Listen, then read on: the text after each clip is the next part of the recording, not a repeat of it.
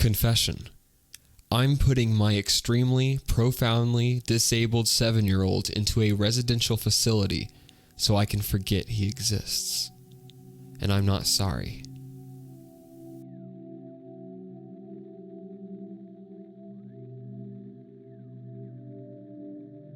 I can't tell anyone this, even my therapist. Lambast me if you want, and maybe even I deserve it. I only ask, what would you do if you were in my situation? Not what you think people should do, what you would really do.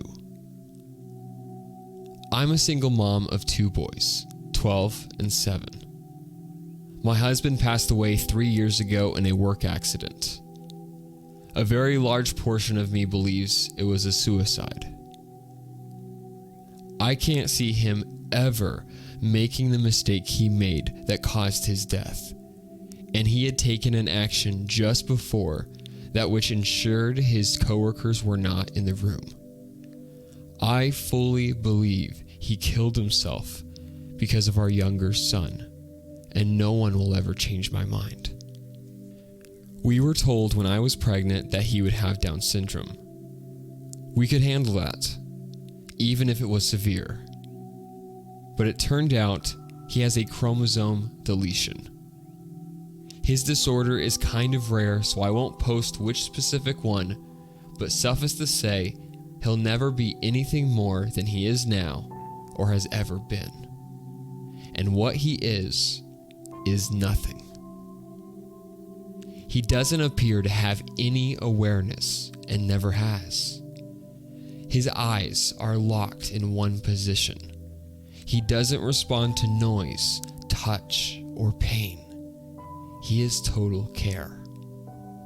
He is capable of nothing. He is tube-fed and on oxygen. He is in diapers and will be forever. He makes no sounds, no attempts to communicate. He never even really cried as a baby. He has never made an attempt to interact with anyone or his environment. I'm not upset because I got a special needs, quote-unquote, imperfect child. I feel the way I do because this thing takes up 200% of my time and does nothing. I didn't get an imperfect child. I didn't get a child. I don't love him. He doesn't have any personality. There is nothing to love. And yet I'm responsible for him. In addition to his extreme delays, he's also medically fragile. Respiratory crises, fecal impactions. His autonomic nervous system doesn't function properly. Issues with his G-tube, infections, pressure sores, no matter what we put him on or how we position him. Our older son has suffered because his non-existent brother has colored everything in his life. He's had medical care get delayed because there's only one of me and his brother is more critical. We do have a visiting home nurse, but only 20 hours a week, and we aren't eligible for more. I was starting law school. I gave up my dreams and my plan for my children for this potato. My older son can't do a lot of things he wants to do because of the younger's need for care and appointments. The final straw was when I heard a sound. I went into younger son's room to check, thinking he had forgotten how to breathe again, and saw the older son hitting him and screaming, "You're why I don't have a mother. You're why I don't have a father. You're why I can't have friends over. You're why I can't be in sports. I didn't ask for you, and I hope you die." Instead of being horrified, I watched. And younger son just did not react. No signs of pain or fear or upset. No reaction at all. He breathes, but he is not alive. He doesn't know who I am. He doesn't know who older son is. He has no sense of self, life experience, or awareness of his surroundings. He doesn't need to be in my home. He doesn't know or care where he is. He is genetically my son, but he is not family. My previously abused, brain-damaged cat who can't walk straight has more personality and is far more lovable than my child. In fact, I was looking forward to raising a Downs baby, even one with severe impairments for that reason. With disability can come gifts. This boy is not a gift. He is a genetic mistake I probably should have miscarried and would have definitely terminated if I'd known he would be like this. And the flip side is, if he has awareness, he's miserable, and there is nothing I can do. If he has likes and dislikes, no one knows what they are. If he is in pain, he can't tell anyone.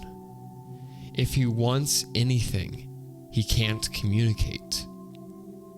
He's had every imaginable therapy, but nothing has made a difference. And so, he's leaving our home on the 29th. I feel excited and relieved and then guilty because I know we will be happier with him gone.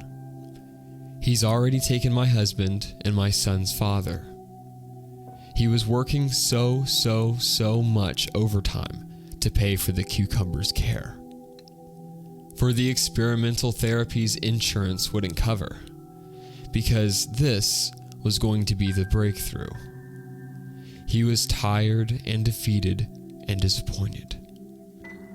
He sought counseling as well, but I don't think he could ever say the words, "I don't want my son in my home," either.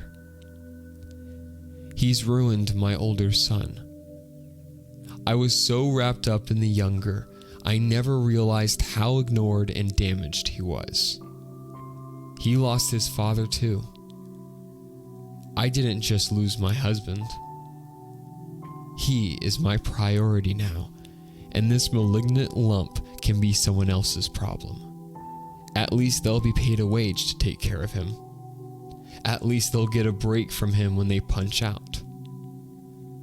I just want to never think of him again, and I'm not sorry. And for that, I'm sorry. Thanks for reading. What happened when this was shared was that a lot of people thought that this poster was lying and that they were writing fiction. And they were very offended by the fact that this person would take such a serious topic and basically make light of it by lying about it.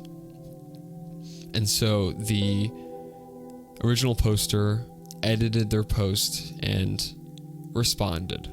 And this is that response. Edit.